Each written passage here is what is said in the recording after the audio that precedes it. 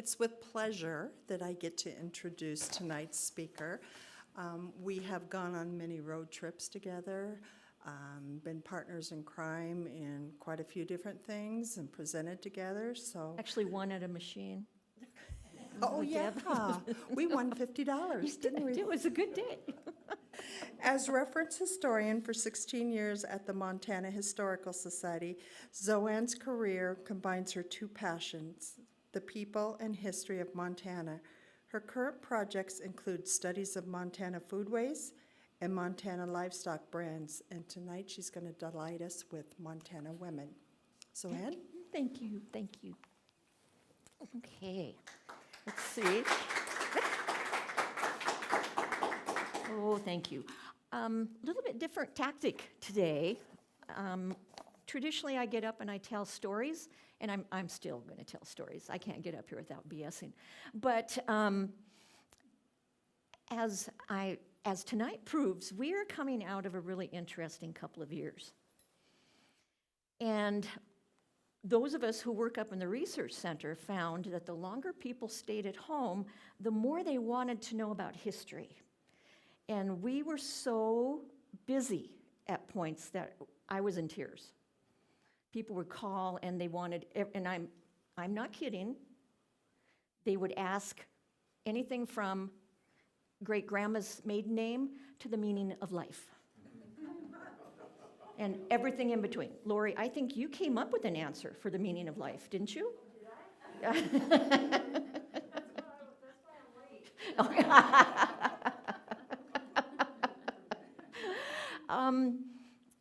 So tonight, is it too loud? Then guess what? I'm going to turn my hearing aids down. Okay. So tonight, I'm going to tell some familiar stories.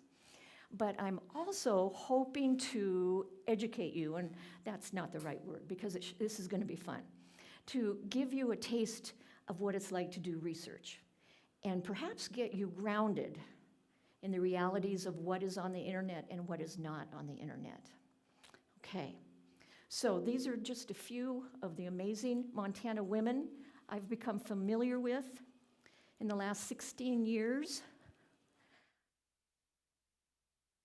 I can't even begin to tell you the stories behind these faces.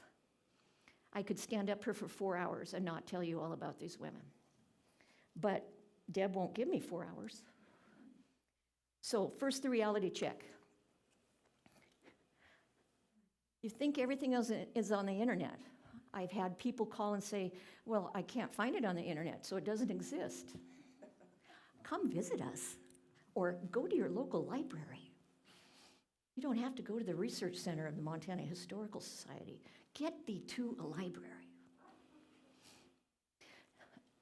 And the reality to that is that at this time, the last statistics I heard, less than 10% of the information contained in organizations such as the Montana Historical Society or the Library of Congress has been digitized. Less than 10%. So don't think about how little that is. Think about how freaking big their collections are. As are ours. Not as big. See, I think I'm going to have to take some stuff off here. And I can tell you in the last 16 years, there are people that have worked their hearts out to get things digitized, because it is a wonderful thing. But to get things electronically on the internet and searchable takes an outrageous amount of money and time because there's special software you have to use. And then, believe it or not, we have folks who will go over every page of a newspaper that's going to be digitized. And what else, Dan? What else do you do with those newspapers? I haven't figured that part out. Oh, okay. Dan's new. Monday was his first day. So welcome him to the Historical Society. So someone did a quick research, kind of a quick lesson for all of us on the National Archives And in the presentation on their website, it says, a very small percentage of our collections are digitized. So that means if you don't get a hit, you get to do research. And I hope that when you leave here, you realize that research really is quite fun. In fact, I had a genealogist liken it to a slot machine. She said you get rewarded just enough to get you hooked. Lori, that's true, isn't it? Okay. Okay, any questions about that? So my first amazing woman is Gone to the Spirits. And she started out, and I'm going to call her Mrs. Boisford. The interesting thing about her, see, Marie's smiling because that's a name you hear in Northwest Montana. Anyway, I got distracted. I'm sorry, Marie. What we know about her is from people who didn't approve of her. She was married to Boisford, who was a lieutenant for David Thompson. And in David Thompson's journal, he writes, let's see if I can find it. I've got a lot of stuff here, too much probably. Here's Mrs. Culbertson. Yeah, we come from David Thompson. I think that's the first we hear of her. And here's what he has to say about her. Her conduct was then so loose that I had to request him to send her away to her friends. So when he says him, he's referring to Boisford and her husband. Well, she returns. She's Salish, Kootenai, and by the time she makes it back to her family, she informs them that while she was living with the white man, she became a man. And Gone to the Spirits spends the rest of his life as a man. The only, I'm going to say, balance that we have, because we hear from fur traders, Astoria, coming out of Astoria, because Gone to the Spirit had a trade route between the Flathead and Astoria, if you can believe that, fur trading route, and would stop at different tribes to do business. But there is some oral tradition left over from the Salish. And according to that oral tradition, he did go on to become not just a trader, but proved to be a bit of a prophet. And I'm going to say I think that's true because he had been exposed to more white men on this side of the divide than some tribes on the other side. And he knew what was coming, sadly. But I'm glad to report that in many of our tribes and our First Nations, these folks are called Two Spirits. And there's two different ways of looking at them as far as I know. One is that they have a third gender, or they have a foot in each realm, both the female and the male realm. The Crow in particular are very proud of their two-spirited people. The Blackfeet, not so much. And the Blackfeet headed out for Gone to the Spirits. And he and a group of Salish were out one day outside of Plains, Montana, and the Blackfeet killed him. But that reputation has lived on. And I just think that's an amazing story, that we can get a grasp of that person, even with David Thompson saying, you got to get rid of that woman. Okay. Deb, how much time do I have? You have an hour. Oh, gosh, I can do that in an hour. Now, how do we begin talking about research for Natawista? Fort Benton. Everybody been to Fort Benton? If you haven't, go there. It's like another world. You're on the flats, Missouri River flats, and then all of a sudden you go down and there's a town, there's a river, there's something other than wheat fields. It's magic. and eat at the hotel there. It's expensive, but it's worth it. So Natawista was married to Culbertson, and when they were joined together, initially he was at Fort Union, and then he was given the task of starting a fort at what is now Fort Benton. And they were partners in every sense. At one point, Culbertson was asked by the Washington Territory at that time, Governor Stevens, to go on an expedition, and she went with the men. She was not about to be left behind. There's so many intriguing things about her. She did not leave a journal, but shockingly, Fort Union and Fort Benton were really busy. And we have numerous explorers, trappers, a minister, Audubon, who mention her in their journals. Now I'm going to, let's see, I tried to get organized, and I think I did, I'm just not sticking to it. So another thing that's really interesting to me, and that really did get me involved with her, is the fact that Mildred Walker, a Montana author, wrote a book of fiction based on Natawista. But I found out while I was reading this book of fiction that Mildred Walker had an article published in the Montana Historical Society magazine as a result of her research on the Culbertsons. And guess what? She cites it. For those of you, you know what citations are. If I were with teenagers, they wouldn't have a clue. Anyway, she cites all of her sources, and it's so easy then to read that wonderful article of hers and then to go back and get an idea of what people were thinking when they saw Natawista. So there was a Reverend McKay. I suspect it was his character that is used in Mildred Walker's book. And he wrote in a letter to his board, "I think she is a very remarkable woman. Her influence on Mr. Culbertson seems to be of the most favorable kind." And then we have John James Audubon. He stayed at Fort Union in 1843. And I'll let you decide.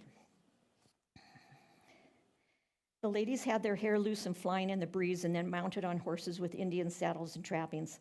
Mrs. Culbertson and her maid rode astride like men and all rode a furious race under whip the whole way for more than a mile on the prairie. How amazed would have been any European lady or some of our modern belles who boast their equestrian skill at seeing the magnificent riding of this Indian princess. For that is Mrs. Culbertson's rank. Mr. Culbertson rode with them, the horses running as if wild, with these extraordinary Indian riders. Mrs. Culbertson's magnificent black hair floating like a banner behind her. But then, he writes, "I lost the head of my first buffalo bull because I forgot to tell Mrs. Culbertson that I wished to save it, and the princess had its skull broken open to enjoy its brains. Handsome and really courteous and refined in many ways, I cannot reconcile myself to the fact that she partakes of raw animal food with such relish."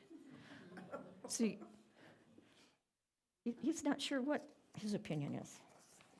Again, she goes on an expedition with Governor Stevens and her husband. She is at the signing of the Fort Laramie Treaty. She does amazing things. And because she and her husband are so early of what is going to become Montana Territory and Montana State, he retires. And he takes her to the Mideast.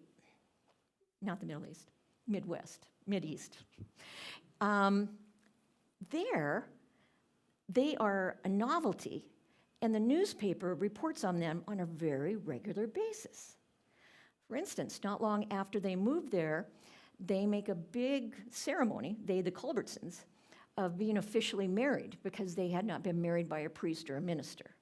And whether this was to appease the neighbors or help the kids fit in because they did have children, it's hard to tell. Only they could tell us. But they were married and celebrated a marriage with their, at that time, I think 5 kids, maybe 6. Bonnie, if you want, jump in. And going on in this small town, well, it's Peoria, on this small town newspaper, they report on a regular basis that during the summer, there's a teepee in the yard of the house, and that's where she spends her nights. They find this as an oddity, and yet I just smile like that and think she's just holding on to that. Sadly, Culberson makes some poor investments, and they lose a good share of their wealth, and they had been very wealthy. They return to Montana Territory. By this time, a lot of things have changed. And quite honestly, I don't think either one of them were prepared for how much things had changed in Montana. And eventually, it's interesting, their daughters stay in the East and make lives in the East, where the sons returned to the West and were fur traders and traders, which, yeah, again, we could have another conversation about that. But she does eventually go back to her people, and Culberson dies at a daughter's house. But what an amazing story. An amazing story. Yes, Bonnie? Her grave is at Standoff in Alberta. It is. Alberta, yeah. Thank you. She went up there to be with her people. How far away is that? Oh, okay. Okay, thank you. So what an interesting spectrum of information we have about her. And let's see, who's next? Oh yeah, Nanny Anderson. Okay. Now, Mrs. Alderson is not on the top list for many, many historians. She was a Southern belle. She was in no way ready for the Montana frontier, even though she came long after some people would have considered it a frontier. But she left a reminiscence. And yes, she was prejudiced. She did not care for Indians. She didn't know how to cook, and the list goes on and on. But guess what? She can laugh at herself. And when I read her reminiscence, I laugh. So let's see. I need to just get rid of most of these papers.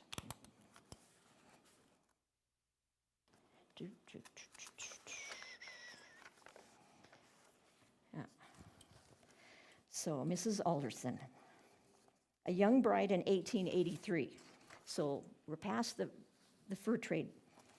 And they settle on a ranch a ways outside of Miles City. And this is her first Christmas in Montana at the ranch. I doubt if there was a turkey in Montana that Christmas, but we had oysters. We had persuaded a neighbor coming from Miles City several days before Christmas to bring us several cans of these frozen and packed in ice as a double precaution. I can make good eggnog, and with Christmas candies to supplement the eggnog, I hoped this dinner would be memorable for them all. I planned to serve it at 3. The oysters, I hoped, would make an impression, as they are rarely seen out in the frontier. She set out her grandmother's silver, her mother's doilies, and while my husband carved the beef roast, I helped everybody, and of course these were all the hands, the ranch hands. I helped everybody generously to oysters. I did not notice that after the first explanation of, whoa, oysters out here in the frontier in a cattle ranch, nothing was said. When my husband finished serving and tasted the oysters, he said to me, "What's the matter with these oysters?" I fear some of the guests ate more than was wise, just to spare my feelings. I didn't report on how sick some of us were. I needn't report on how sick some of us were before morning, for the oysters evidently had been tainted before they were frozen. Her reminiscences are like that. And I, for one, am going to give this woman credit for the fact that she could laugh at herself. And she's making us laugh to this day. But that's how we can get to know Mrs. Alderson, is through her own words. How privileged are we to be able to do that? All right. Then we have, Evelyn Cameron. Well, I don't need to read. For those of you that have been in Helena enough and in and out of the Montana Historical Society, you know that we have a whole lot of the Cameron stuff. And when I say that, I mean we have Evelyn's dresses, we have her cameras, we have her husband's fox hunting velvet thing. I'm sure there's a name to it. Fancy jacket. We have household goods. We have correspondence. We have her diaries, and she kept a diary for 25 years. And I want to tell you, it's wonderful. And we have her photographs. So we can get to know this woman and her husband. We can do it online because I'm sure a woman went blind out of Terry, Montana, because she spent years transcribing the journals. And Evelyn's handwriting is like that.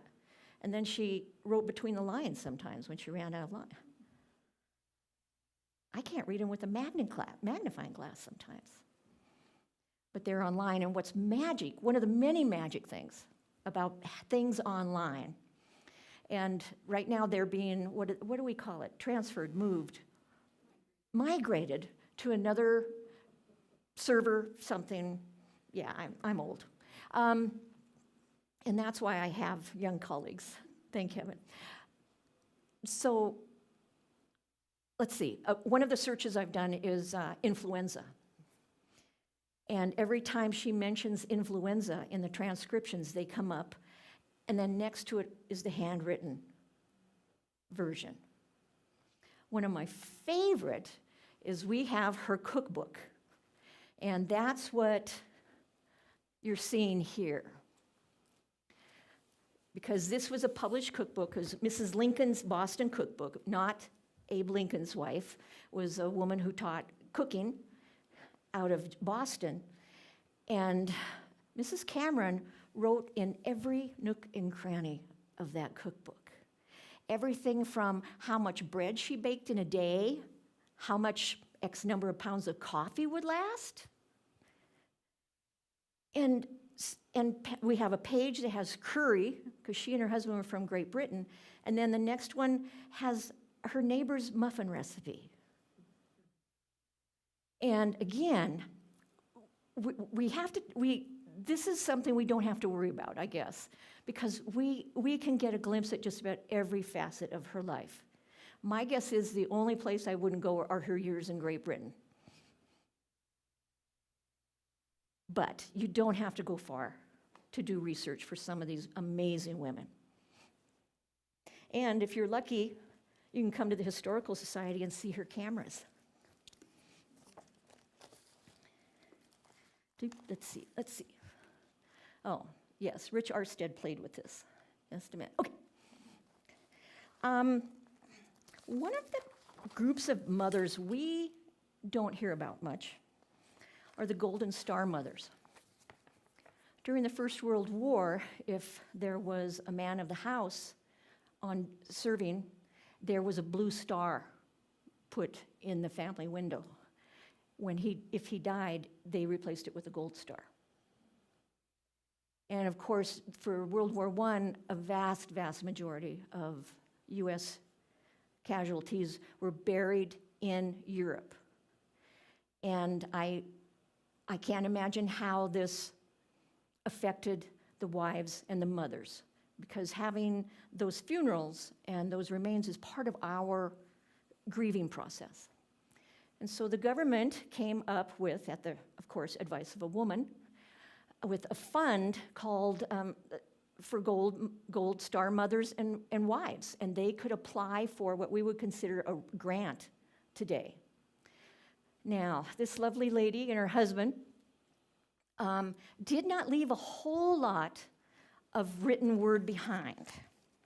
However, when she was accepted as a Gold Star mother, she started writing about her trip and in detail talks about her trip to Europe and to see her son's grave.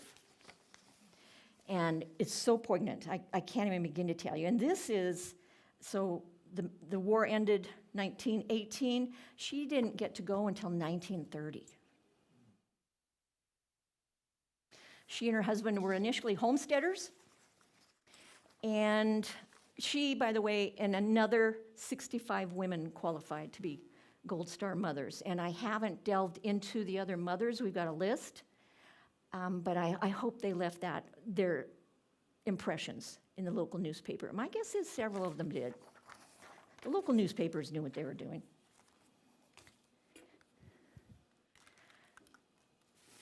Okay. Now, remember I mentioned Evelyn Cameron's cookbook? Evelyn's pales in comparison to the Montana Federation of Negro Women's Club's cookbook. And I am very glad to say, and I hope you're proud of this was on display at the Smithsonian Institute for a time. They borrowed it from the Historical Society of Montana and from you. So, about 1912, don't quote me on those dates, a group of women, I think, in Kalispell, create the first, 1913, first African-American women's group in Montana, called the Mutual Improvement Club. Within 3 years, their 12 Helena women meet as the Pleasant Hour Club. The Pearl Club forms in 1918, 2 groups, one in Billings and the Dunbar Art and Study in Great Falls organize just a couple years later. 4 local clubs are born in 21, and they continue growing. They meet as a state group in 1921, and they remain active till the 1970s. Yeah. They were a very photogenic group, and when they gathered, they often took pictures, and the photos are kept upstairs in our photo archives. They gathered for, let's see if, I hope I wrote it down. Let's see. Yes. I want to say, they had a, let us just say, a creed. And I'm not gonna be able to find it, my apologies. But they stood for advancement and for equality of the races. They gave scholarships out. And at one point, I know a group organized in Billings because Hard Albums, for those of you who have a little Billings background, Hard Albums, remember, been around forever, and other larger stores would not allow African American women to try on clothes. And they boycotted all those stores, and they won. The African American women won. For any of you who've been in Montana any time, by the 1970s, there were very few African Americans left in Montana.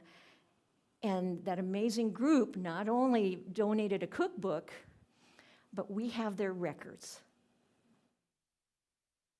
We have their records in the state archives. And if you want to read about a group of dynamic women, oh boy, spend some time with their records, or find some of the articles that have been written about them, because they've been written about widely. All right, where are we going? Oh, I wanted to show you, so when I talk about we've got them in the basement, what the heck does that mean? That doesn't mean that you can go down and grab a box and read. It means that you get to go up to the research center, and we will look through the catalog, because there are millions of pieces of paper downstairs in the state archives, 1 million photos, and so no, most of us can't just walk to most of the collections. But our archivists will take a collection, and when you find it online on our catalog, they will give you a summary of the collection, often a history of the personalities involved, and then the archivist has broken the collection up to box and folder. So you don't have to read the whole box 4. You just, if you want annual reports, you know you want folder 3. Because we are here to be sure that they are used, and every tool within our grasp, we use it. So this is what we call a finding aid. Now, the difficulty with this is people find the finding aid and they get angry because there are no links to the documents. And then I get a nasty email. And then I get to explain to them the reality of digitization. And yes, at one point, I actually told someone to send money. That probably wasn't the wisest thing to do, but with the boss sitting back there, but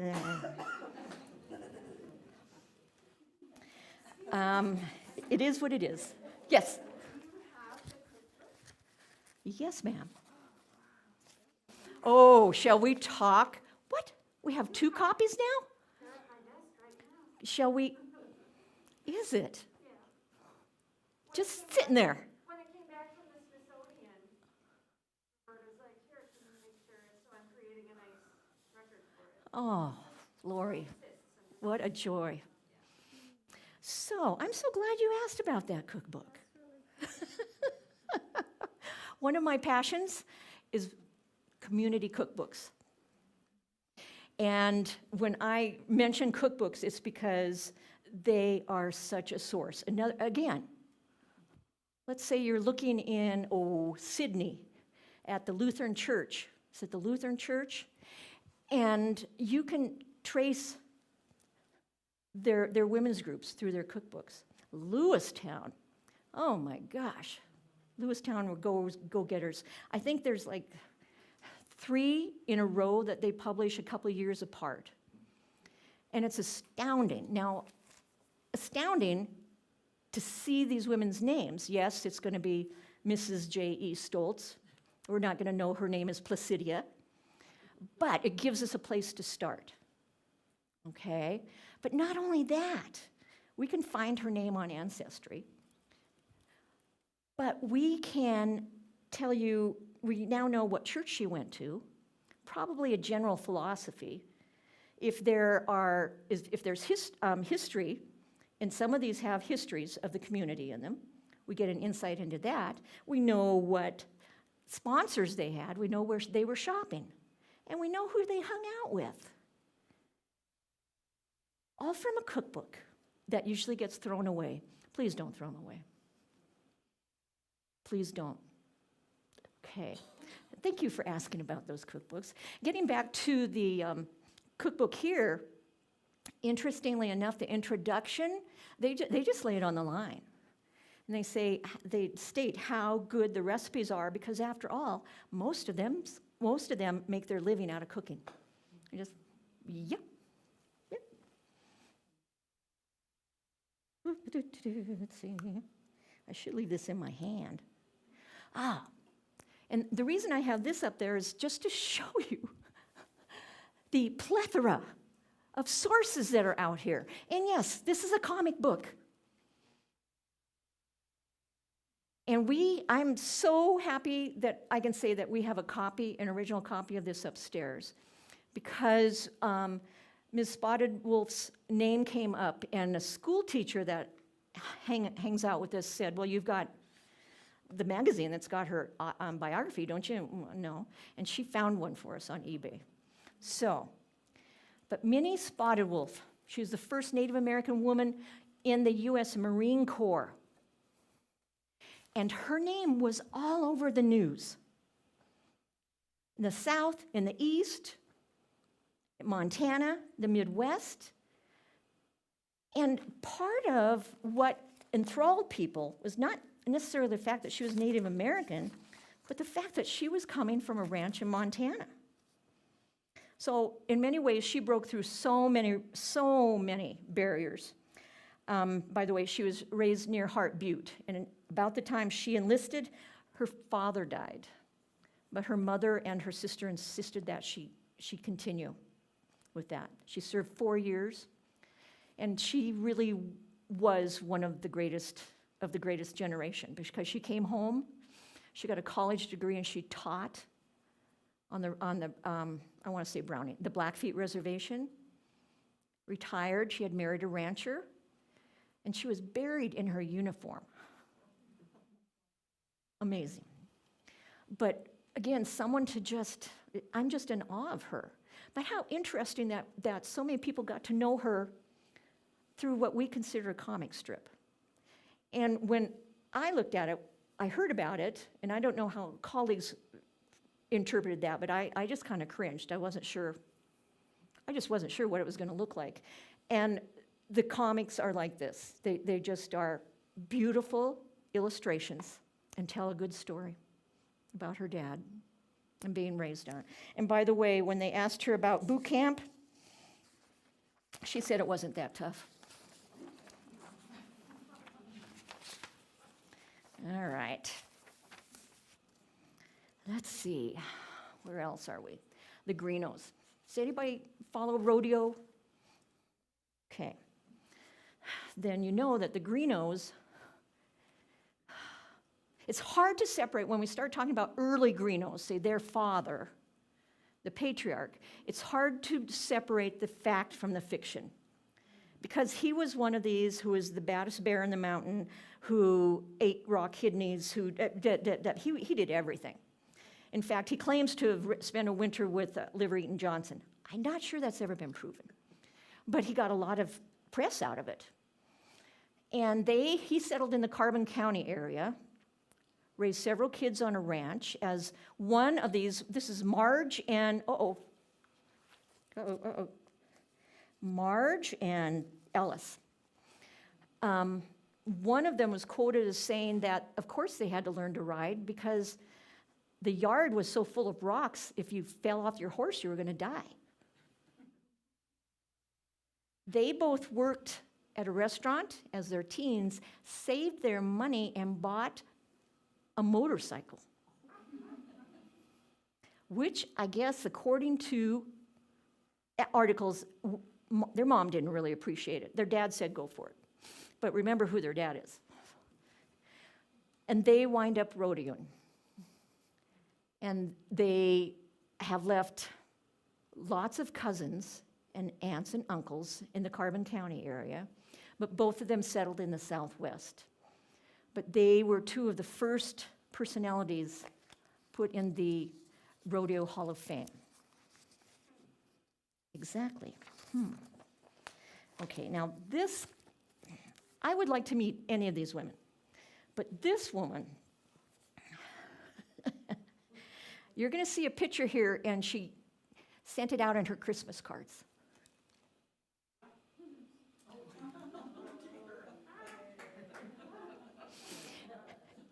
Now, look at the dog. I don't know if she used him as a step up or what. So this is Dorothy Bradley. She was born and raised in Whitefish. By the time she was out of high school, she was working for a newspaper. Before she died, there have been 3 movies made from her stories. I'm sure, I think we're of an age, except for the 2 young'uns in the back. Has everybody seen The Man Who Shot Liberty Valance with John Wayne? Oh, and who's the bad guy? Is that Marvin? Who's the bad guy? Lee Marvin. Yes. Oh, he plays a good bad guy.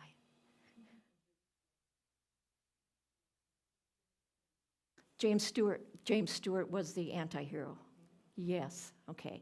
And that's some of the things her stories, she made heroes out of the most unlikely characters. And of course, that's what makes part of her story so amazing. So, she wrote nonfiction. The Bloody Bozeman is an amazing book. Of course, Gary Cooper was in the Hanging Tree, and then, we've got A Man Called Horse with Richard Harris. And so we've got her fiction,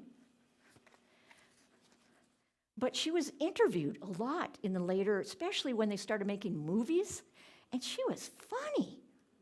And all you have to do is just look at that photo. The fact that she'd send that to friends and relatives, no. I just wish she would have just explained what was going on with the dog. Here's a quote. What a sense of humor. This is a quote from her. This debriefing that goes on when an astronaut gets back, it's a funny word, isn't it? Sounds as if a bunch of top officials sat down with the fellow and unlearned him of everything that he had learned before he went into orbit. And I thought, debriefing does sound like that. So, Dorothy Johnson. her collection, she taught at the University of Montana in Missoula. She lived in Missoula for a lot of years. I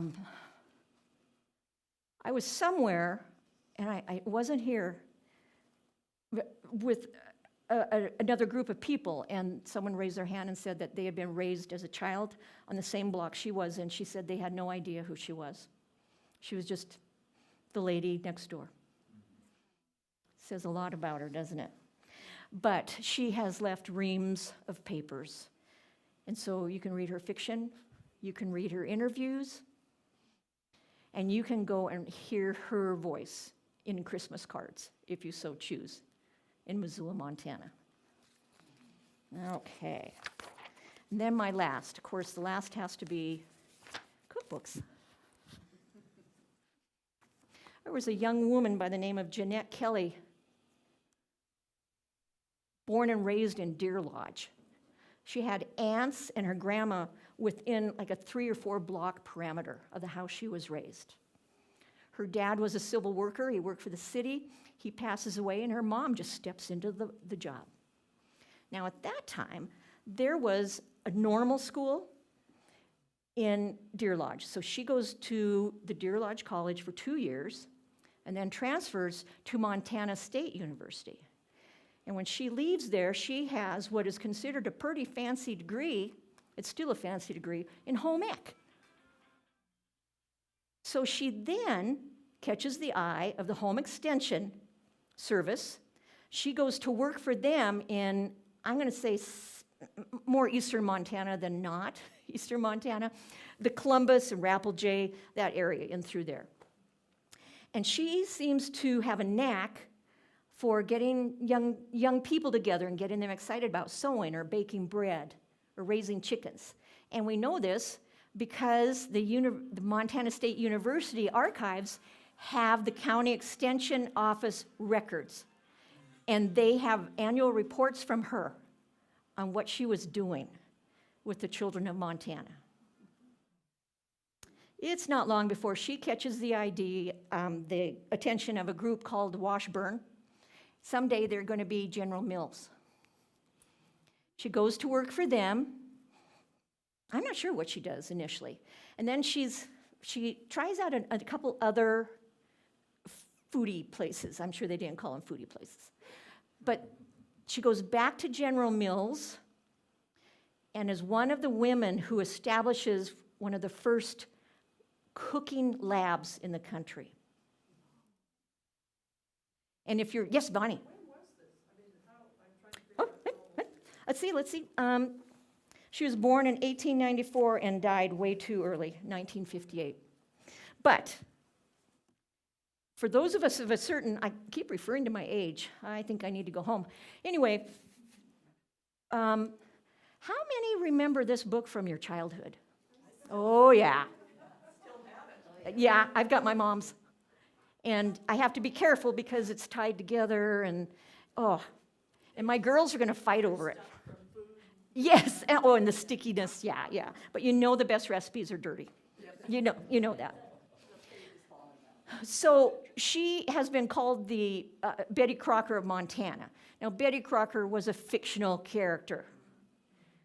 But at the same time, she was one of the movers and shakers that created the Betty Crocker character. And then another thing, if any of you remember chiffon cakes, she's the one that brought chiffon cakes to the public eye. It goes on and on and on. So cookbooks, that's how we get to know Jeanette Kelly. And General Mills has kept quite an archives. I've been able to tap into that. And of course, again, we get back to those extension office reports of when she was such a young woman. So there are lots of ways of getting to know her. I do have a little bit of historian in me. During that time, when she was going to school and being educated, we historians, and I'm sure most of you are familiar with this, we call it the progressive era. And she was educated to be a progressive. She organized. There was science as a basis. There are just some criteria of progressives, and she fits every component. She must have gotten A's in all her classes. All right, now I've already touched on women's directories. Let's see, we have 1,000 cookbooks downstairs, and yes, if you give me warning, I need a week or two warning, I'll take you down there, and you can look at them.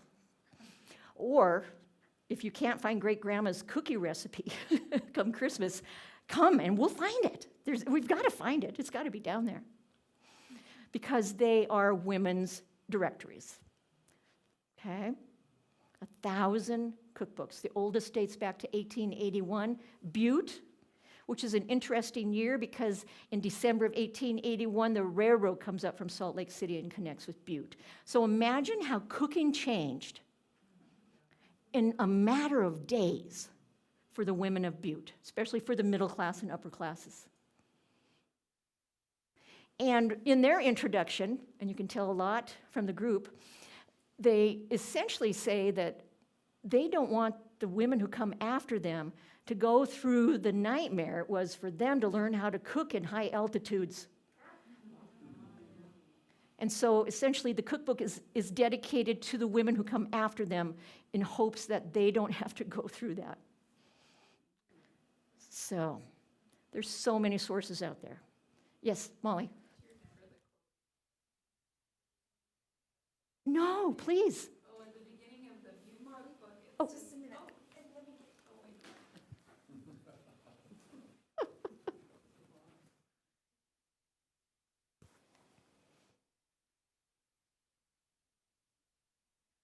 I can give you mine.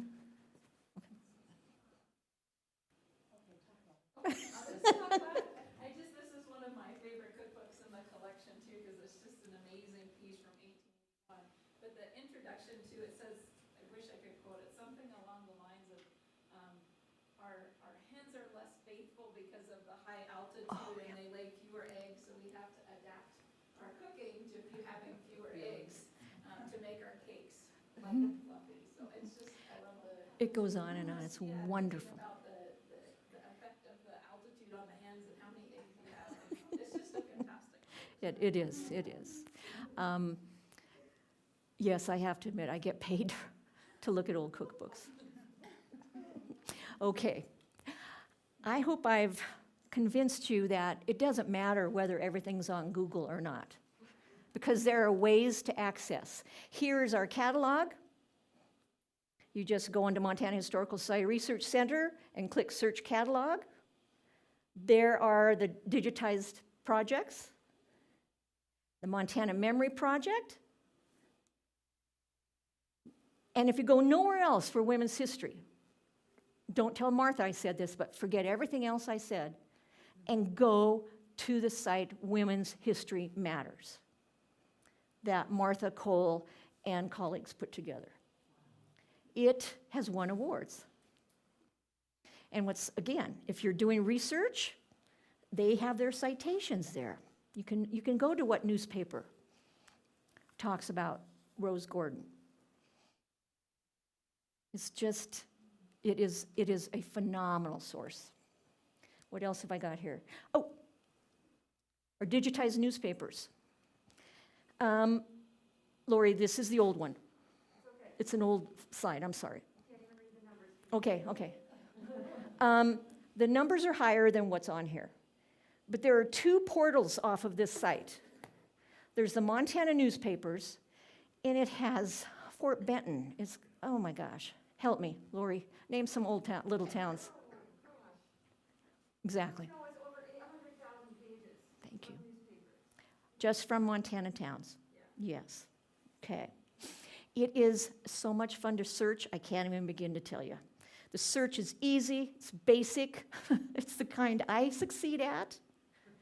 And then Chronicling America is a result of 4 grants, I believe, 3 or 4 grants. Okay, from the Library of Congress. But they have criteria for what they digitize. Say the first round was for the earliest newspapers, and then we had boom and bust, and then we had the homesteading era. And so there is a committee that chooses the newspapers. For instance, if you're going to do the open range, you're going to have Miles City. You can't talk about the cattle industry without putting Miles City in there. So that's not as easy to search, but at the same time, it's got different newspapers on it from Montana. Okay.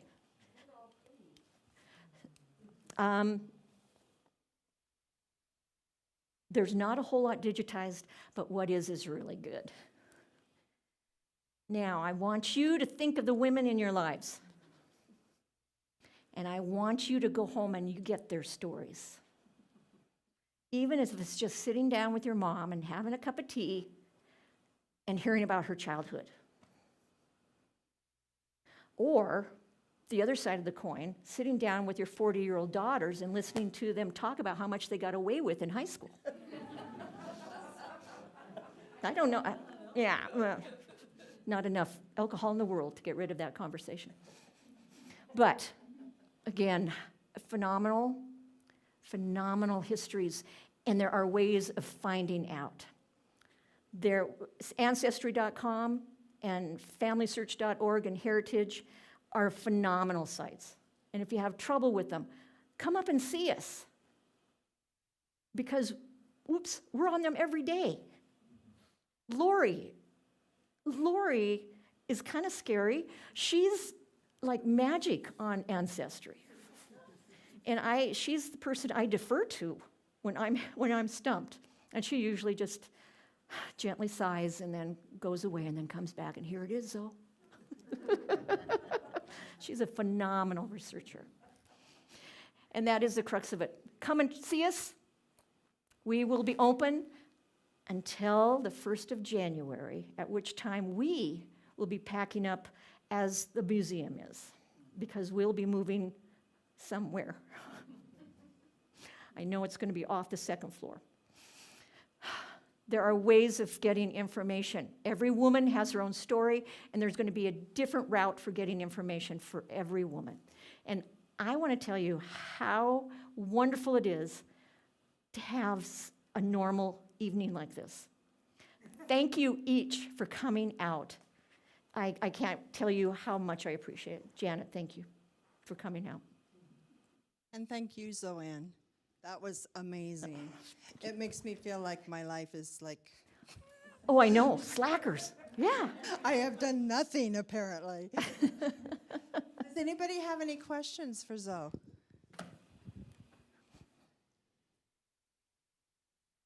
I just want to say I've had a lifetime connection with Dorothy Johnson. Have you? Let's hear it. My growing up, I was raised in Washington, and I lived in a little town called Selah, and my folks bought a cabin in Natchez. And up the road and kind of on top of this hill is this big hole with this thing that goes back and forth and back and forth. And it's where they filmed The Hanging Tree. Oh. And they put the tree in there, and then they could move it, whichever direction was best for the movie. The tree's not there anymore, but the big hole But that hole is. Isn't that great? Yeah, that was pretty cool. Yes, it is. Yes, it is. Thank you. That's fun. She loved Gary Cooper, by the way. There are photos of her just looking at him like she's a teenage girl. And who can blame her? But go forth and get those stories, ladies and gentlemen. Thank you. And tell your stories to your kids. Yes, yes. Okay. Yep. And that's for another story. Thank you.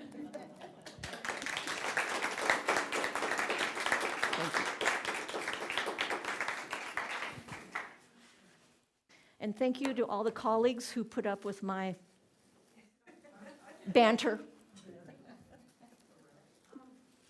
Yes. This is a question for any of you. Okay. But I know there are a lot of cassette tapes of interviews that were done in the 70s And or 80s. so, and there's a whole bunch here, there's a whole bunch at the university. Are those going to be changed to any other medium? Well, Eventually? I am very glad to say that we have an oral historian. And she has worked for several years to not only get them off the cassette, but to get a good share of them digitized.